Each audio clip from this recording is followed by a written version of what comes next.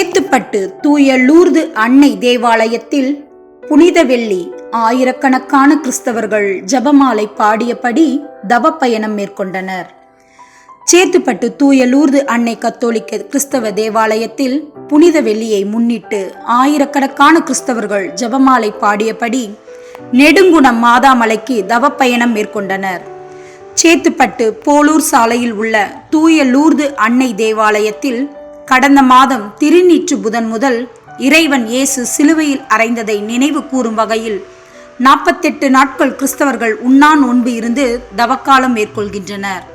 இன்று காலை சேத்துப்பட்டு தூய லூர்து அன்னை தேவாலயத்தில் இருந்து ஆயிரக்கணக்கான கிறிஸ்தவர்கள் பங்கு தந்தை விக்டர் இன்பராஜ் தலைமையில் இறைவன் இயேசு சிலுவை சுமந்து செல்லும் 14 நிலைப்பாடுகளை மக்களுக்கு உணர்த்தும் வகையில் சேத்துப்பட்டு வந்தவாசி நெடுஞ்சாலையில் தத்ரூபமாக நடித்து காட்டி பாடியபடி தவப்பயணம் மேற்கொண்டனர்.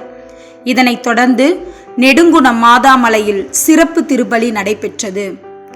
இதில் சேத்துப்பட்டு நிர்மலா நகர்மூர கனியனூர், நத்தியம்பாடி, தத்தனூர் உள்பட பல்வேறு பகுதியில் இருந்து திரளான கிறிஸ்தவர்கள் கலந்து கொண்டனர்.